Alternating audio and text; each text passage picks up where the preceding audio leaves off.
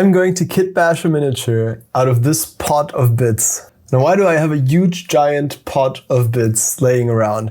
This was given to me by my friend Nager, and they got it from someone else, and that person also got it from someone else. This pot has been traveling across the world for going on a year now. This is pot number 5, and there's a bunch of other ones going around as we speak. All of this was started by Bolter and Blade. So there's a bunch of these pots out there, and they're all filled to the brim with bits. So the idea is you get the pot from someone you know, then you open it, you take a bunch of bits from inside, a bunch of minis, and you kitbash something out of those bits. You then put some of your own bits and unused miniatures and crafting supplies into the pot, and then you pass it along to the next person. And so that's how the pot is able to remain this full even after having traveled for over a year. And so today I want to crack into this, see what's inside, and make a weird mini from what we can find. Let's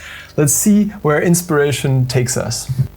All right, let's crack into this pot and see what's inside. I can already see some bits in there that look pretty promising, but let's just go through here one by one and really examine what's inside. I think this is like a, are they called Gretchen? It's like a 40k goblin. There's an army man, you could use this for something fun. A hare's head. I think this is kind of promising. This mantis is kind of cool, but he's too wobbly for my taste, so he goes in the nope pile. A huge custom sculpted face in here, and also some natural materials.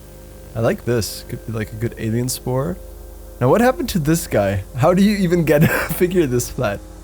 You know, that could be like a cool shadow if you paint it black. Someone's done a kitbash on this already. It's like half horse, half whatever that other side is. Looks pretty cool, but well, maybe actually we could combine this with the rabbit head, the hare's head. I think it's a hare, right? Yeah, that could be cool. Got a miscast skull in there. Ooh, I like this. Just a normal guy. Really cool dye in here. I can't really use it, but I do like it. Got a tiefling warrior. I don't think I'm going to be using that. It's a little too high fantasy for my tastes. Let's just dump it all out and see what else we can find. There's some resin crystals. Those could be cool for a project, maybe. We'll put them in the maybe pile. Now this kind of looks like an oversized arm for that other guy. That could be like a fun kitbash where he has like maybe one giant arm's like mutated. Would need to do some sculpting, but it would be an option that I kind of like because it's simple but still effective. A Camry shield, and also I found this really cool sprue of heads. I think these is oh yeah, it says right there, Wizards 2 by Frostgrave. We could use those as a Mr. Generic Fantasy Man. This guy is much more interesting. I don't know where he's from, but he looks awesome. Another really cool wizard here, maybe like a necromancer, or just I guess a very philosophical wizard. This giant nose is a pencil sharpener. I don't think I'll be using that, but could be cool to do something with that. I'm finding myself drawn to these like fantasy figures that are kind of like normal people. You could do like an Alice in Wonderland thing here, where like the rabbit and Alice have fused. Love these goblins. They're from Battle for Middle Earth, I think.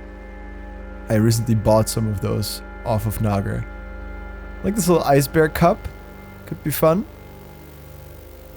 Now this guy, I think this is like from Necromunda, maybe? Looks like a ganger of sorts. Tell me about it, if you know. That's like a space slug. Metal backpacks. Those are pretty cool. And then this orc and this mushroom, I was thinking maybe combine those. Fucked up pig. Fucked up peasant. A lot of messed up guys in here. This is another messed up guy. He's pretty cool though. He's got a very weird face. And he's holding like, maybe he was supposed to be holding a book and writing on himself. I think this could be really cool as a base for like a mini. And actually, let me see. I saw this piece in here. This is like a door or like a long shield or something. And it's got like a face and arms. It's like sentient wood, but sad. And I saw there's like some other shields in here, so I just started collecting all of these. And I thought maybe I could do something with those and have like something. If this guy could like be holding these, maybe he like sells the shields, the sentient wood shields, as like a very, very strange merchant from faraway lands. We could have like one on the back and one in the hand where like the book was supposed to be. And then maybe we could use this Frostgrave wizard head. That could be cool if we could somehow fit that into the hood, the cowl.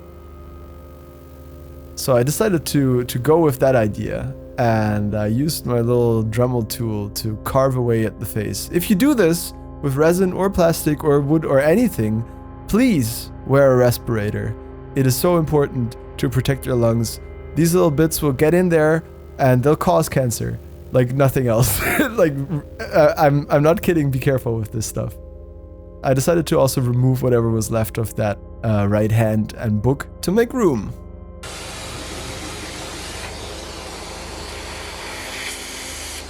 Okay, I'm gonna be honest, a lot of things went wrong with this kitbash, and it all started here. I thought I could like cut away material from this head to make room for the hood, but in the end it didn't fit. It didn't want to fit, whatever I did. It took me like an hour to get to this point almost, and it still looked like ass, so I decided to just ditch the hair, and I thought maybe I could sculpt my own hair. So I got some green stuff. I was gonna have to do a hand either way. So yeah, to get started on that, I drilled a little hole in here. And with some super glue, I fixed a little piece of like a paper clip in there to hold that shield. And then I trimmed it to length and I added some green stuff. And this will be the basis for the hand that I'll be sculpting. I'm not great at sculpting with green stuff. I don't know, I find it to be a very hard material to work with, but it does hold detail really well at small scales, which is why I like it, and it's also not brittle. So I did go ahead and laboriously add a bunch of strands of hair that kind of mimic that radiant sun look that the other wizard head had. I was trying to really chase that glory of the hair that I lost along the way, and I think it looks pretty good. I sculpted a bit more of that hand and I added a little extra sleeve in there to kind of make it look a little bit more interesting and add some depth. And yeah, this was a lot of back and forth. I rolled out like a ribbon to fix the back shield in place. I was really happy with that. A lot of this ended up needing to be redone. I like broke off a bunch of hairs, that ribbon came loose at one point, and so there was like a lot of repairs along the way. But for now, let's pack all the other bits back into the jar. And also I added this huge sword, this skeleton head, this little gnome, and this giant ogre as well. I wanted to add a Finsterfey mini, but there was no room in there. Sorry, Paul. Alright, let's get started with painting, and as always, I like to get the base out of the way first. So put some gray on there, and then I thought the rope would be cool to paint in like this sort of strange desaturated green color. And so I did that, and then I like to sometimes get some base coats on there to see how like the main colors of the mini are going to work together. Because these will be very prominent, and if they don't work, then now's the time to fix them. Dry brushing of the base, very simple. Just Karak stone and screaming skull. I then added a shade of like a blue-green to the whole robe and a shade of brown, or like a wash you could call it, to all of the wood. And then I went back in with my original color and layered back up, trying to accentuate the top of each fold. You know, this is where we start building up our volumetrics. And I wanted to show you in this video how you could get like a cool gradient look on the large piece of your mini, like this well, what's it called, like a robe, without using the airbrush. So what I'm doing here is I'm just glazing a lot. I did a lot of glazing on this mini. It took me ages, but it is worth it because you have like ultimate control, right? You decide where each little brush stroke goes. And so what glazing is you just dilute your paint very, very thin, and then you soak up almost all of the excess moisture off of your brush. And so when you apply the paint, it's so thin you could almost not see it. And then by applying multiple very, very thin layers, you sort of build up a slow and subtle gradient. And once that gradient was sort of halfway decently established, I went back in and I started defining all of the little sharp corners and details. I find that there's like 3 important things when painting your minis to make them look good. One of them is interesting colors. You want your colors to be sort of, you want them to work together from a color theory standpoint, and you want them to be interesting and kind of catch the eye or tell the story. The second thing you want is like clean execution. So you want your gradients to be smooth, and you want to sort of color inside of the lines. And then the third one is contrast. So you want like very sharp details, and you want all of the little areas to be sort of easy to differentiate from each other by doing blacklining or using shades and having like ambient occlusion in all of the shadows. So that's what I did with those robes, just going back in with like lighter and lighter highlight colors, defining all of the edges. And you can see I still wasn't happy here because it was sort of like muddy and soft down at the bottom. And this is like, there's no wrong way to paint a mini, right? This is all personal preference and taste. But for me, I like it when it's all very sharp and clearly defined. I think it helps the model stand out on the tabletop under like bad lighting conditions. I recently got a new light for my painting setup that I'm using here, which is also why it is very, very bright. I'm still trying to work out how my camera sort of interacts with that light, but it's great for painting.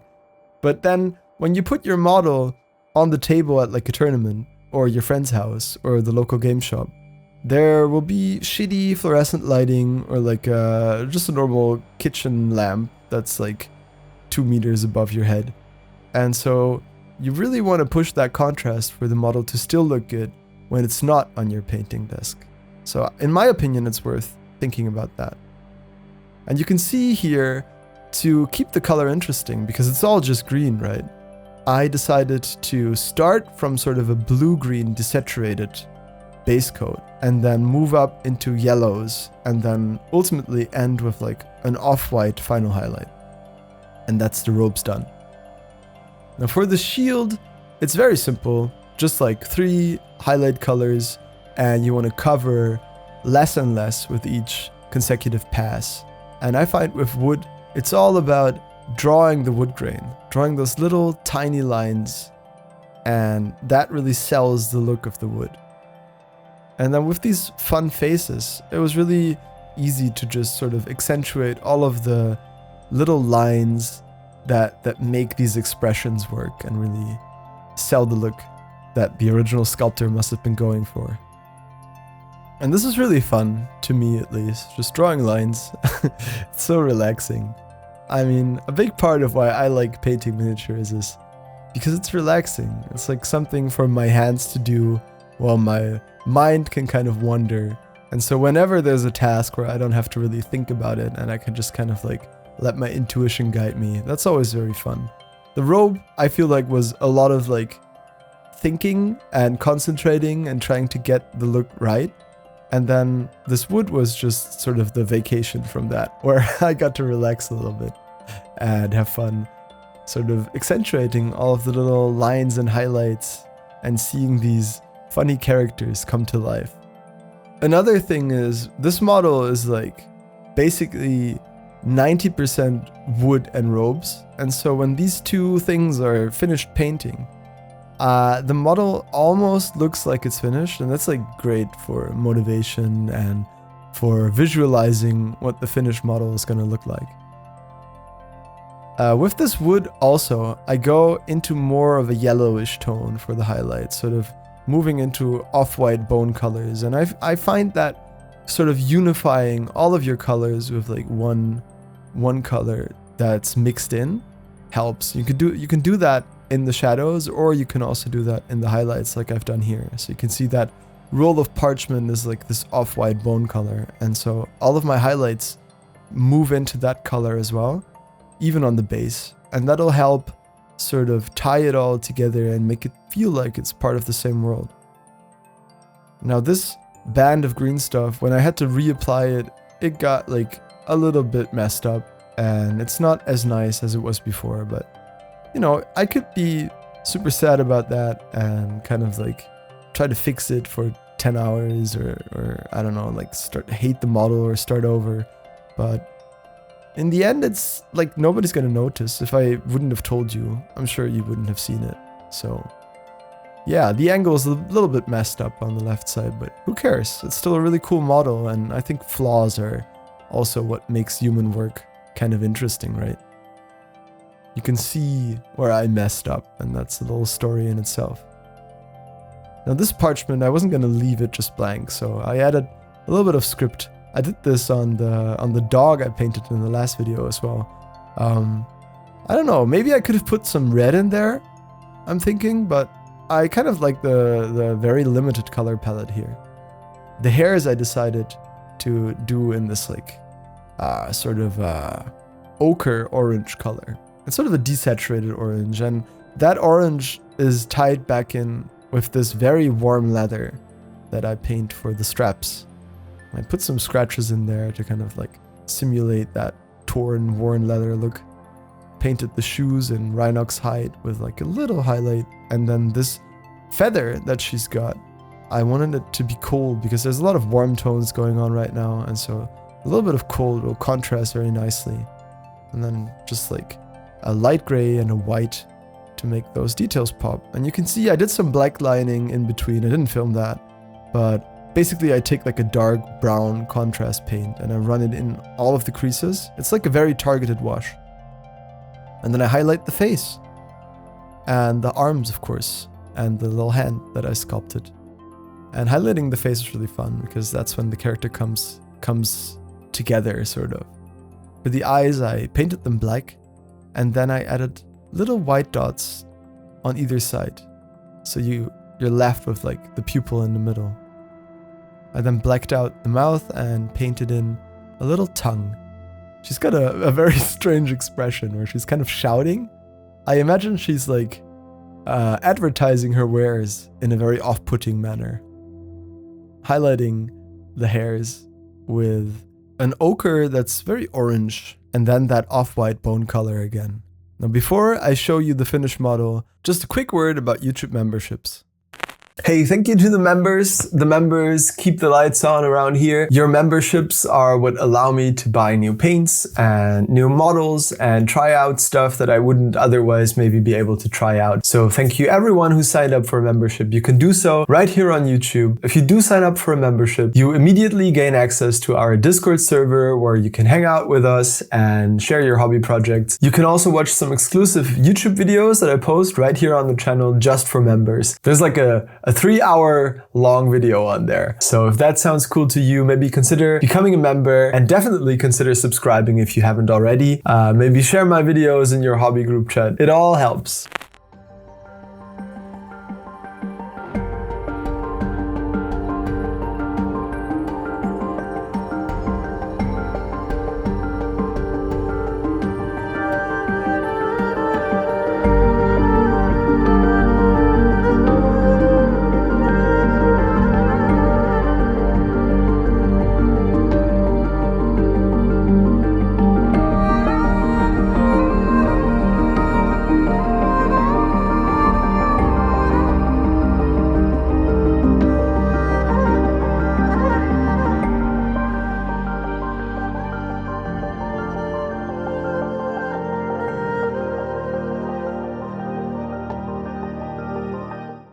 All right, it's finished. I never would have thought I would be making this mini out of that jar. And that just goes to show you how fun it is to just kitbash with some random bits that you didn't choose yourself. The results can be so unexpected. I'm really proud to own this model. You know, I've never seen a model that looks like this. I'm really happy with all of the sculpting I did on her. I like the color scheme. I think that really works. And I love the narrative behind it. You know, this woman, kind of a mad raving lunatic going around towns and villages and trying to sell her cursed sentient wood shields to the unwitting populace, I think is a cool story that I'm sure I'll pick up in D&D, maybe Morkborg. I think she really looks like a Morkborg character. Yeah, she's she's completely mad. I love her. She's really great. I'm happy with the flowers as well that I picked up a while ago. Those look really good. Write a comment if you have an idea for like what we should call this character or what her backstory should be, or maybe you've got a good idea on which games we could use her for. I would love to hear it. And who knows, maybe one of these pots will end up at one of your doorsteps. And if it does, you might find the bits I put in there, or some of the other bits might spark inspiration and you can make your own crazy creation, something you didn't think you would come up with initially. And I think that's like the beauty of challenges like this, stepping out of your comfort zone and doing something that you wouldn't maybe usually do. I think it was well worth it. Really happy I participated, even though it wasn't planned at all. This was just like a spontaneous thing. I hope you enjoyed today's video, and I hope you're doing everything you can